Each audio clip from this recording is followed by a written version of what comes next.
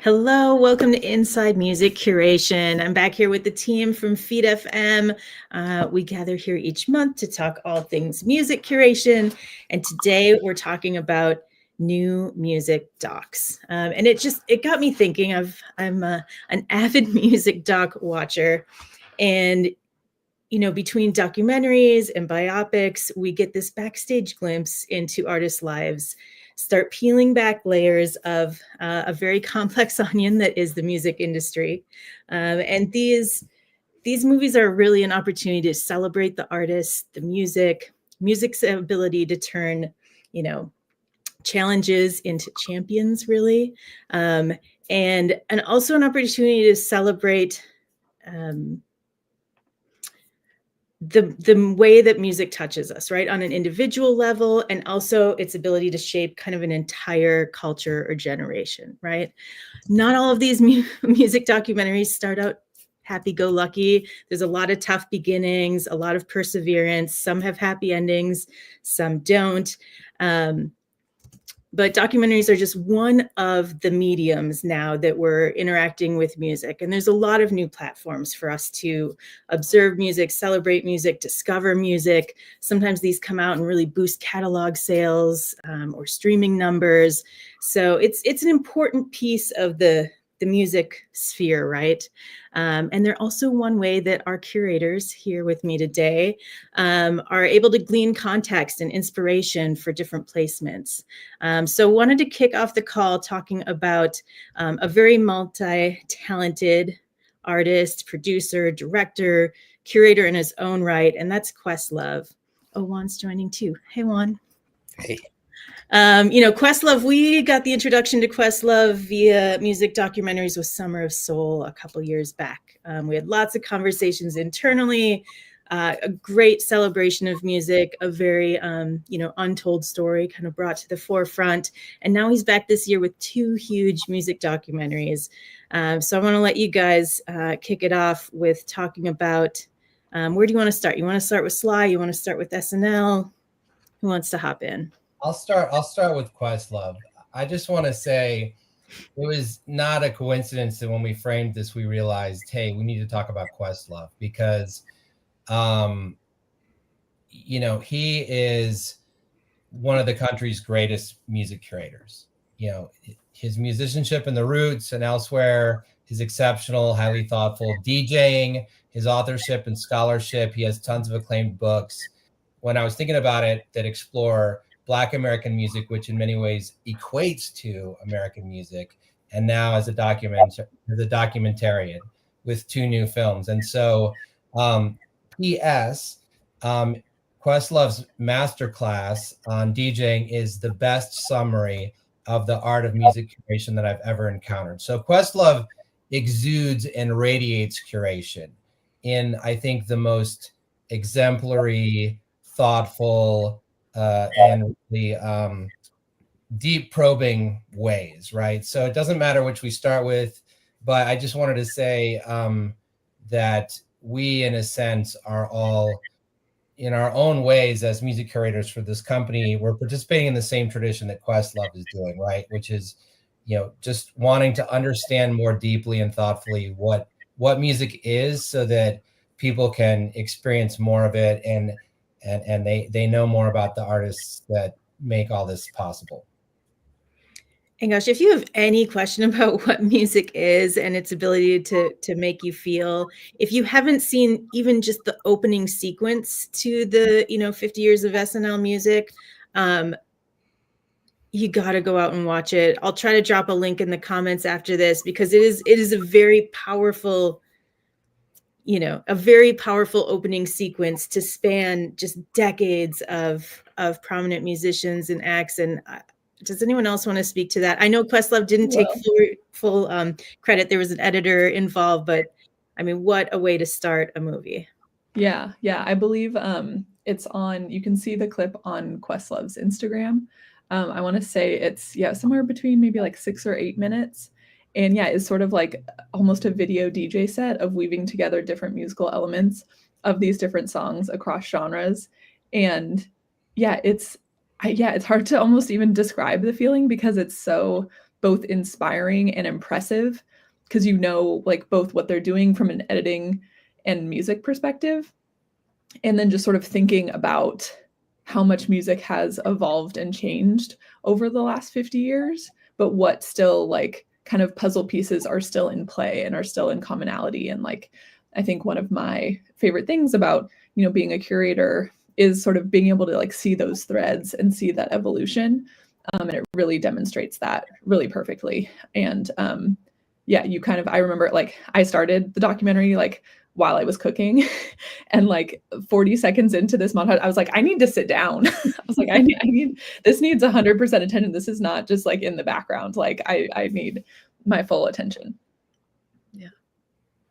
So yeah, it's very impressive. And then I think like yes, it's about the musical performances, but there's obviously a big section on the musical sketches, and like the Lonely Island era and sort of like how that changed, even like viral videos, and the role it sort of plays there. And then, you know, I was also watching with the like, I can't wait for any sort of insider knowledge about like the Ashlee Simpson performance, because that was like a big turning point of like, you know, pulling back the curtain on what live music performance is, or like what can happen when ostensibly one of the worst things goes wrong. So yeah, and Quest does it with, you know, as a fan of the show, not just as you know, a musician and a really great DJ and someone with all that knowledge. It's both for the respect of the show. And yeah, the full title is Ladies and Gentlemen, 50 Years of SNL Music. And so even like the montage, that's all the people who have said that phrase introducing another artist, also just shows you like the span of, yeah, it's just such a insight into culture done in such a good way. Juan, any thoughts on the Ladies and Gentlemen doc? Or want to speak at all to Oh, I can speak to that one, because I know Juan has a lot to share about Sly Lived, if I recall.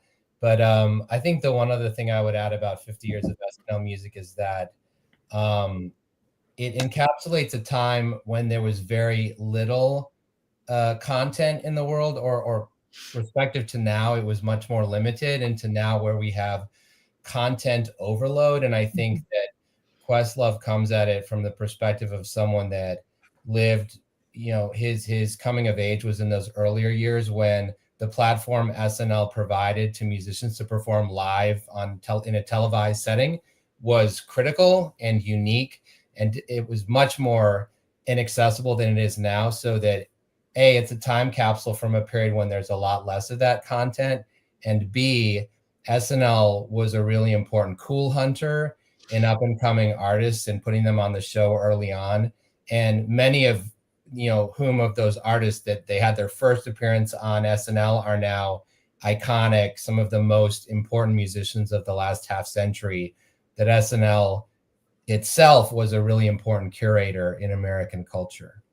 Yeah, I was just about to say that too. Like, you know, we can talk about the documentary that Questlove put together, but we also have to talk about, you know, Lorne Michaels. We have to talk about the talent bookers throughout the years who were, you know, curating. They were on the ground curating the program, right? Do any of you guys have standout SNL performances where you're like, I remember watching? For me, I think it's Florence and the Machine was one of them. Like when she first came out, that really grabbed me.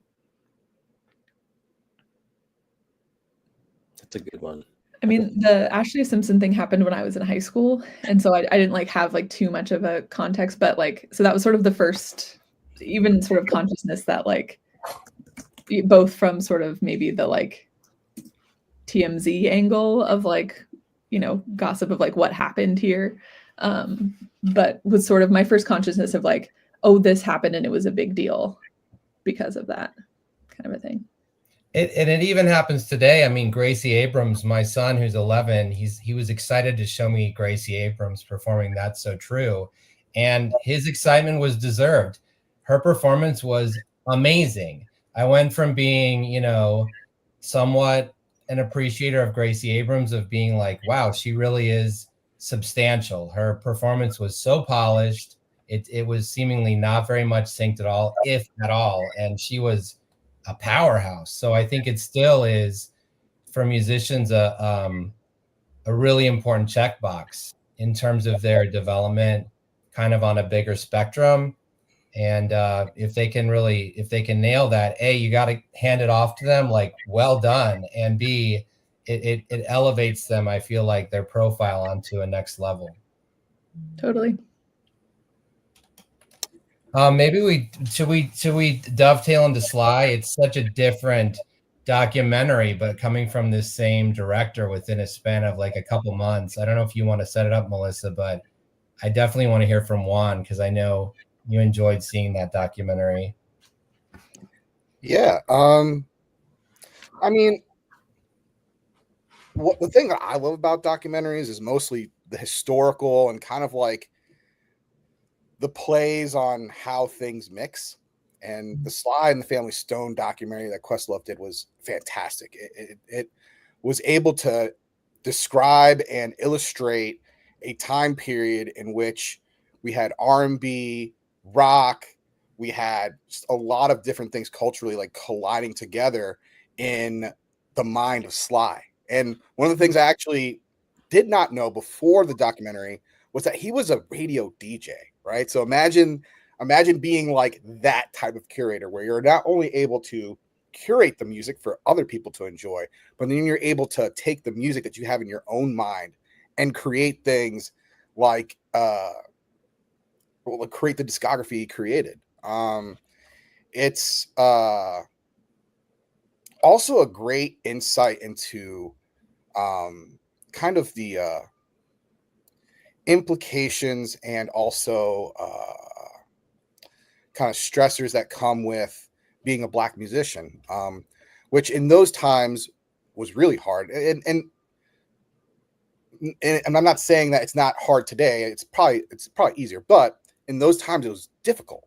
And to keep an image, to keep your honestly, just to keep your image was a challenge. And I think that what Questlove did so great about this, what he did that was actually exceptional, was that he was able to illustrate all this in a way that it lets you look into the Sly and the Family Stone project with a full spectrum vision. It wasn't very, a lot of times documentaries can be like very he said, she said. This one, I didn't feel that. I felt this one was very encompassing of all the different feelings that were around Sly. Because, I mean, Sly was a genius. He was also a madman. We know a lot of these people, right? Some people we can't even talk about. But given the context of that, it was impressive to see the amount of people that came out to not only highlight his contribution, but to internalize the inspiration and the knowledge with the viewer of the actual documentary. So that's my spiel. Yeah, I think having the subtitle is AKA The Burden of Black Genius. And in his interviews with D'Angelo and Andre 3000, he's really like diving into the like, okay, in future generations, like, do you agree that like success is sometimes a burden, and how that plays out differently for the Black community? And so I think he like addressed it in a very like intelligent way of like connecting different parts of these. And so yes, you got to like learn about Sly and all that sort of other stuff. But you also got this sort of commentary on a larger sort of issue within music, which I think was well done. And, Quest for a documentary, I would say like a lot of the question he's asking stays in the documentary, of like, he is a bit more a part of that documentary than he is the 50 years of SNL. And there's like kind of a quote where he says like, Sly created the alphabet that allowed other people to write books. And like that's such like a beautiful way to describe the impact of a musician like that, where like to someone who maybe doesn't have a knowledge base, like is maybe like harder to put together where those pieces are all lining up. And yeah, I thought that was such and yeah, there's another one where he likens Sly to like the moment in Wizard of Oz going from black into Technicolor. That like what he did with music was so impactful that like these are kind of like the only ways to describe it, both from a societal impact of it being sort of a multiracial intersectional band that he had together in a post civil rights era, or very early on in that. And yeah, just sort of their expectation of bringing people together. And yeah, like Juan said, the historical context of it all is always really, really fascinating. Let's talk a little bit about the Pharrell documentary too. I mean, speaking of going from black and white to color, you know, piece by piece takes a step farther. This is an animated documentary. I'd love to hear a little bit about what you guys thought of this one. Anyone want to start? Stens? Well, so my wife and I, was in the middle of the winter, and it was one of those days where we were just like, we don't feel like entertaining our son at home all day. And so we found a movie we thought would be good for the family. And it was just unbelievable, really, because it far exceeded what I expected. I'm not a big Lego fan. I know, heresy. I don't like the Lego movies. This was perfect. At the beginning, and this is in the movie, Pharrell told the director, you know what'd be cool is if we told my story by Lego pieces. And it works. I mean, it works brilliantly and amazingly. It seems organic. I would have enjoyed seeing a documentary with just them really talking, but I enjoyed this even more. And I guess maybe just one example of why it was so beautiful is that I loved how the way they told the story allowed a way to visualize the beats, the music that he and his production partner, Chad Hugo, recorded, so that you could there was a visual element for those. They were brightly colored, uniquely shaped Lego blocks that they would drop into a player for artists to check out their creations. So like one is shaped like that. Check it out, Gwen Stefani. No, okay, I grabbed another beat. Like that visual dimension to it was so fun and effective, and a great way of demystifying without lecturing like what they did.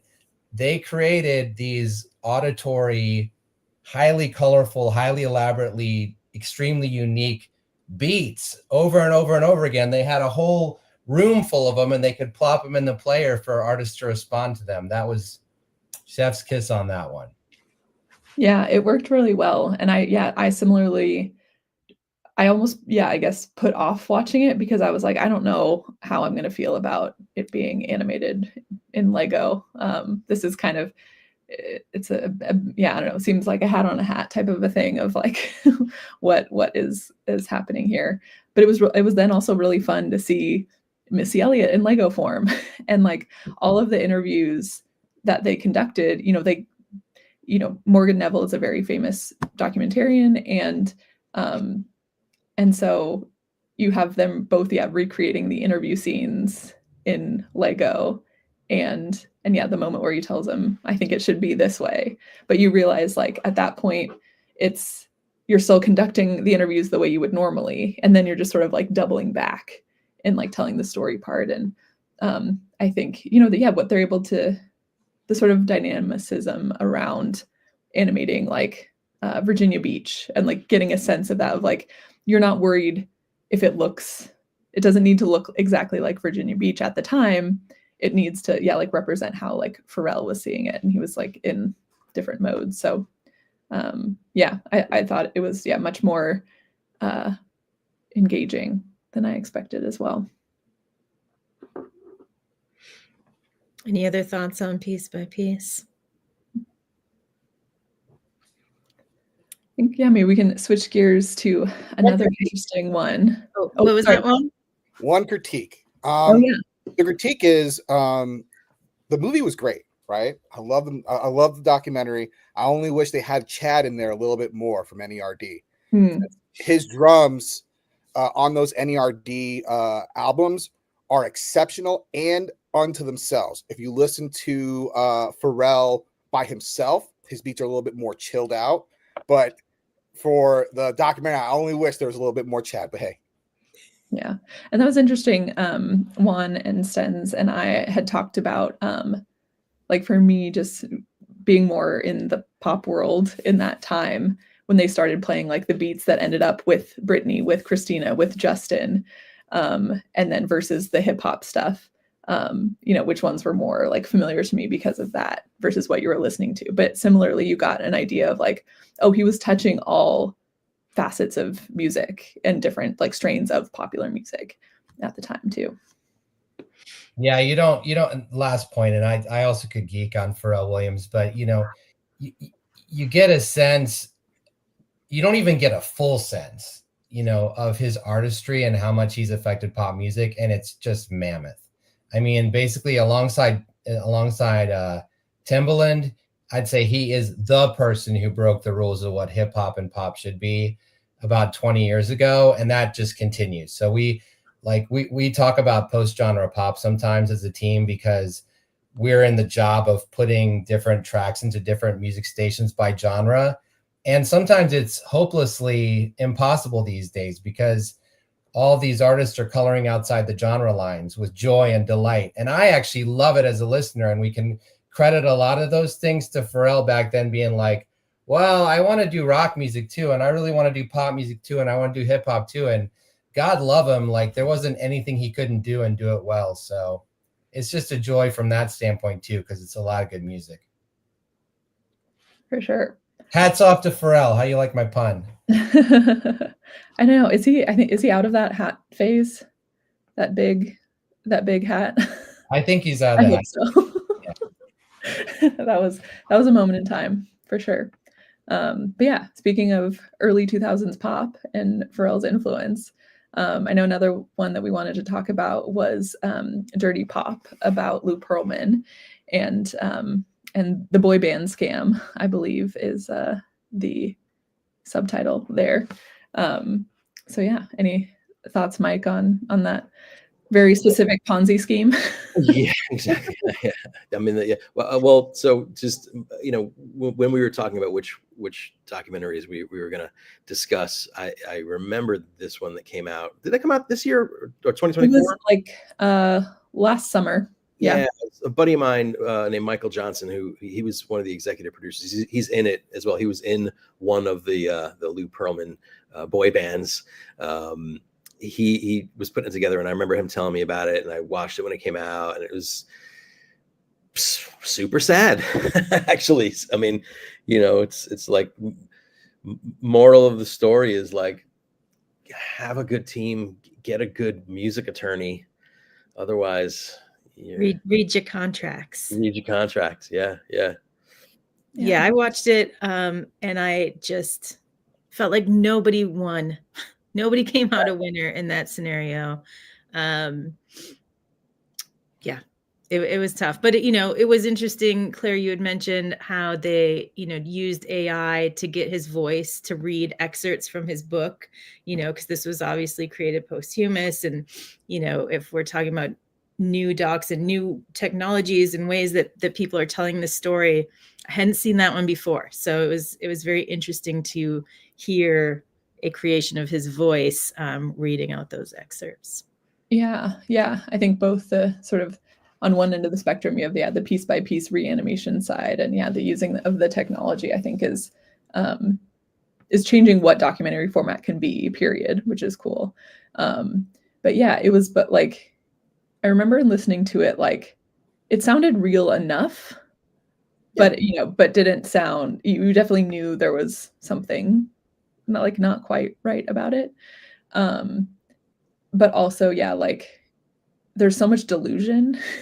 So like hearing it from the horse's mouth, as it were, sort of like made that even more obvious of just how this person really thought that way and really, really believed this, or all that sort of a thing. And,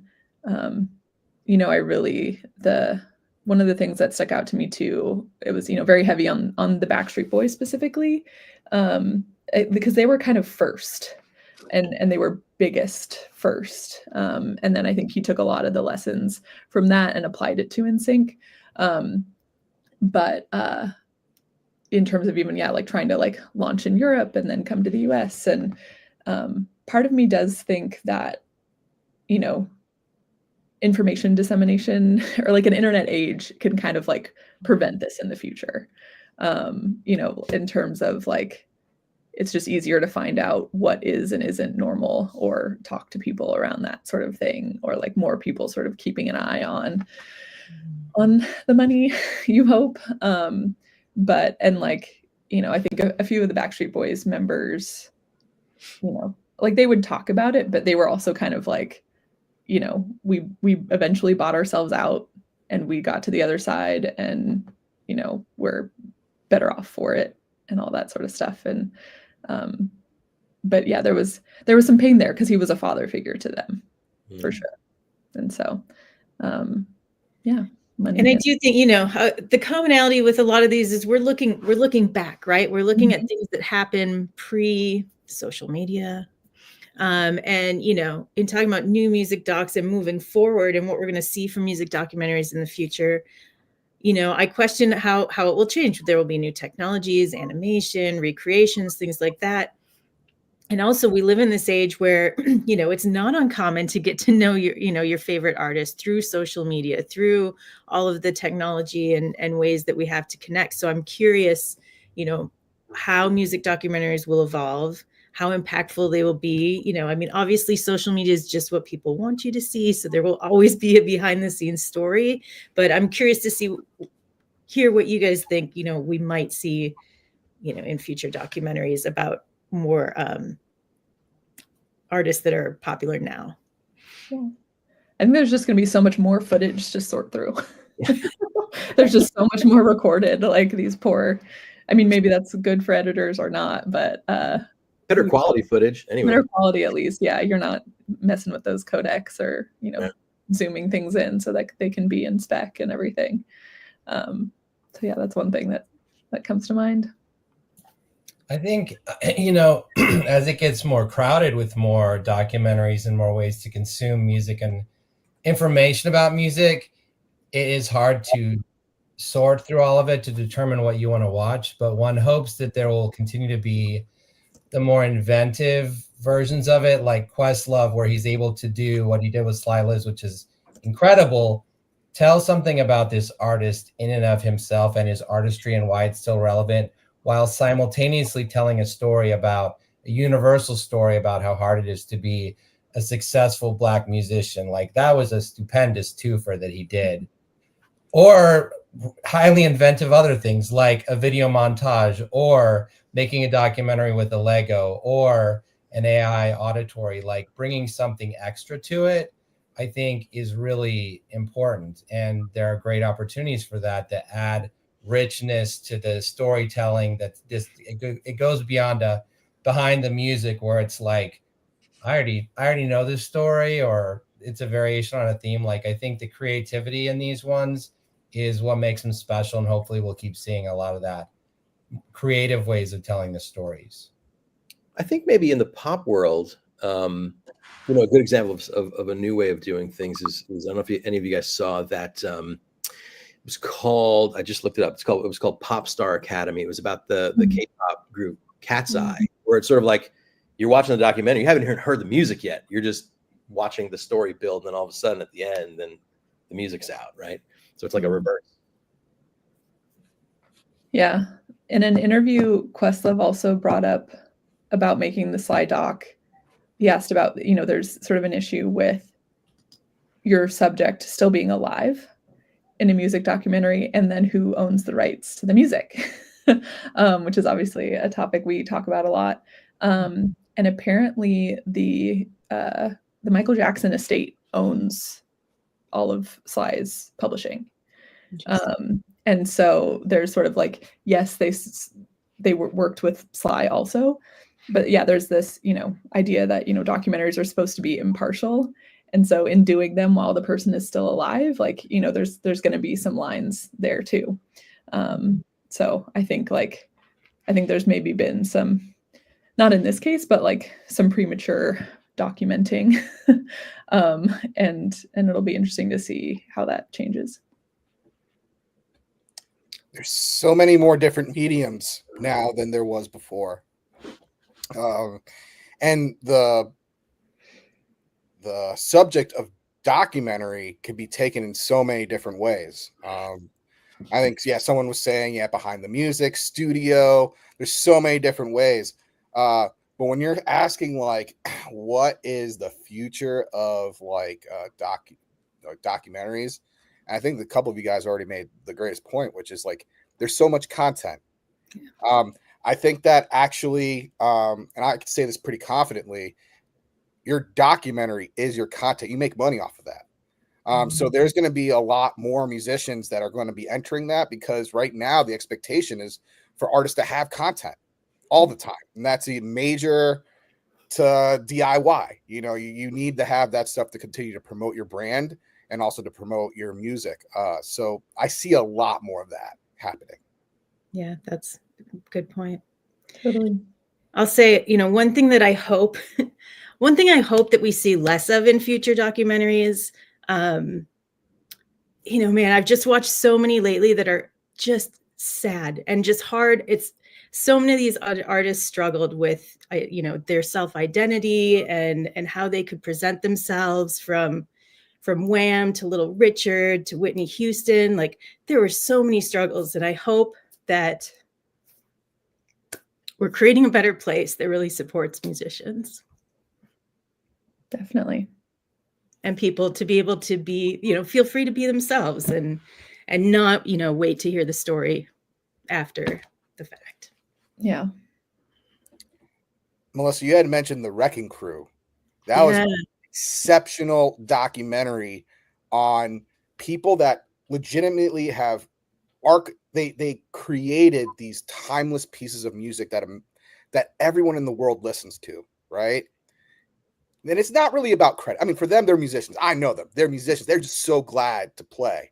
But then when you look at it, when they got to retire, when they're older, when they want to have kids, we don't have the luxuries of a 9-to-5, right? And so that in itself is one of the things that these documentaries do so well. And actually, to highlight something that's maybe not a documentary, but to me it is, right, is when you have Instagram, right? And they'll have the Instagram reel, and they'll actually show you, right, like a little history in like 30 seconds, right? One of the things that I just discovered was that Ringo Starr didn't play on any of the first 21 records or 21 songs for the Beatles, which was a wild thing to think about. That, actually there was 2 drummers for the Beatles. But yeah, that Ringo Starr for the first, I think it was like 2 albums, did not record a single note. And that's something that, is really interesting, given the fact that, again, with the Wrecking Crew, that there was this era, right, that's kind of lost in time. And definitely waiting for the doc. Poor Ringo. So no, I think, there's so many great music documentaries out there about artists, about scenes, about behind the scenes. The Wrecking Crew, if you have not watched it, I highly recommend it, to see what it's like in the studio world and these studio musicians that I just watched a Yacht Rock documentary too. It was all centered around Steely Dan, and the Wrecking Crew is mentioned. Same thing, like these studio musicians drove the whole scene. It started with one, and now, they're playing on everybody else's. And there's all these moving parts that you don't necessarily see on the front. So yeah, I mean, do you guys want to go around? Is there any other documentaries you want to throw out that people must see? Stax Records. Ooh. Amazing. Have you guys seen the one about We Are the World? That was Biggest Night in Pop, right? Yeah, that's greatest night in pop. That's awesome. Really is. Yeah, that one was good. This is from probably now over 10 years ago, or maybe just about 10 years ago, but it's called All Things Must Pass, and it's about Tower Records. Yes. And it's done by Colin Hanks, and as a Sacramento native, and sort of, tracing the record store's growth and yeah, just an interesting timeline of like music format growth change, and then sort of like the death of CD and record stores. And you sort of see a similar, it's just lots of easy, parallels to even the adoption then of digital on top of it too. So yeah. Yeah, I still love, and I actually watch it almost every year, Charles Bradley's Soul America. It is quite possibly one of the most humbling pieces of footage I've ever seen. This, if you're not familiar with Charles Bradley, he was an artist who found his success in his 60s after legitimately trying the hardest, and he tried the hardest to make it, and he did it with soul, with intention, and he was a good person. And I think that's what makes that documentary so enriching, is that he didn't step on anybody.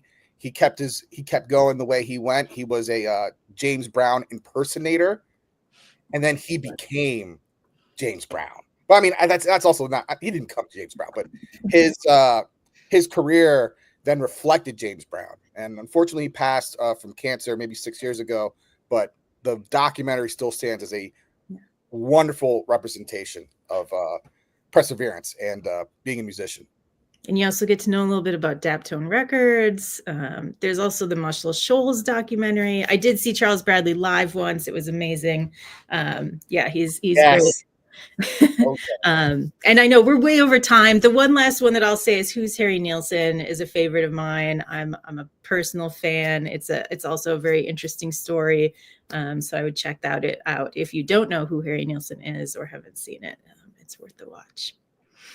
Well, I hope everybody drops their favorite docs in the comments here. Keep the conversation going. So much good music, so many good stories. Thank you for tuning in and sticking it out with us as we run long. Thank you, Mike, Claire, Stan, Swan, for chatting on this. And we hope to see you all next month. Thanks. Bye, guys. Bye, guys. Thanks.